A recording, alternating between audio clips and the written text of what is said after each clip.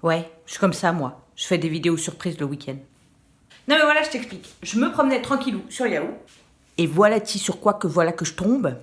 Laetitia Milo a une question sur la petite enfance. Laetitia Milo demande sur son compte Instagram ce que l'on doit acheter à l'arrivée d'un enfant. Arrête de faire ton imbécile. Tu sais très bien qui est Laetitia Milo.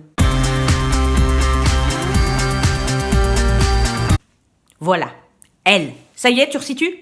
Donc, je me suis dit, Mogwai, c'est une mission pour toi. Alors c'est parti. De quoi a-t-on besoin à la naissance d'un bébé ? On ne se laisse pas affoler par toutes les propositions qu'on te fait. Sinon, tu vas te retrouver avec un ensemble d'objets qui ne vont jamais te servir. Donc, avant l'arrivée de bébé, on prend le strict minimum. Et c'est parti pour la liste. Petit 1, des pyjamas. Alors, ça peut te paraître complètement dingue qu'on te dise de prendre des pyjamas, mais il faut les prendre par carton de 12. 12 cartons de pyjamas pleins à craquer. Par 120, par 130, par 140.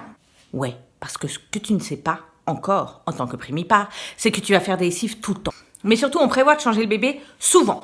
Donc, on prend des pyjamas, taille 0-6 mois, parce que tu ne sais absolument pas quelle taille aura ton bébé à la naissance, malgré ce que dit le gynéco.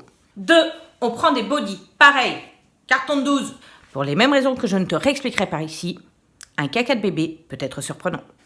2 bis. Oui, parce que toi, tu accouches au mois de mai, mais il y en a qui accoucheront au mois de novembre. Donc, on continue. Pour celles qui accoucheraient après le mois d'octobre, n'oubliez pas d'acheter une combinaison pilote. C'est assez pratique pour pouvoir sortir bébé, y compris à la sortie de la maternité. 3, ça peut paraître complètement idiot, mais pensez aux couches. Il y en a beaucoup qui oublient, et quand tu arrives à la maison avec ton nouveau-né un peu la tête dans les étoiles et que tu n'as pas de couche pour le changer au premier change. 4, amis de la Letchelique, bonjour. Oui, on prévoit des biberons, même si on prévoit d'allaiter, parce qu'on ne sait pas comment va se passer l'allaitement, on ne sait pas si on va aimer ça, et même si on tire son lait, il faut quand même un contenant. 5, la poussette, 3 positions. On prend une poussette qui va pouvoir accueillir bébé dans un landau dès la naissance, mais aussi, pour ne pas trop investir, on va prévoir une poussette évolutive. 7, le couffin bébé pour fixer à l'arrière de la voiture si jamais il n'est pas prévu sur la poussette. Vérifiez. 8, ça peut paraître un plus pour certaines mamans, mais moi j'avais investi dans un panier de paille pour mettre le bébé, qu'on en travaille partout dans la maison. C'est bien pratique de l'avoir et en plus, bébé à la naissance se retrouve en sécurité parce qu'il ne supporte pas d'être dans un grand espace après avoir quitté le petit coin douillet de sa maman. Vous voyez de quoi je parle ? 8, une table allongée. Et 9, une écharpe de portage ou un porte-bébé, c'est comme vous le voulez. C'est vous qui voyez, c'est votre enfant, donc ne vous laissez pas happé par le discours ambiant sur les porte-bébés. Si vous vous sentez plus en sécurité avec un porte-bébé qu'avec une écharpe de portage, investissez dans le porte-bébé.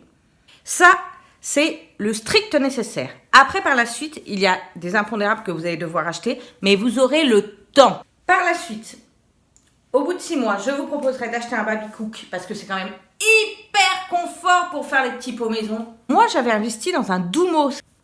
Un Doumo, c'est un espèce de gros coussin qui sert de transat pour les bébés. Mais après, ils peuvent le garder longtemps. Ma fille, qui a 8 ans, s'en sert encore. Je vous conseillerais d'investir, ce que je n'ai pas fait, dans une chaise haute, qui est une chaise évolutive qu'il va pouvoir utiliser jusqu'à 10 ans. Voilà, notice de parents spécial guest, c'est terminé pour aujourd'hui. On se retrouve jeudi pour une recette de cuisine pour savoir comment on fait manger des légumes aux enfants. En attendant, je vous fais plein de bisous et n'oubliez pas, notice de parents, c'est toujours plus clair qu'une notice du suédois. Salut!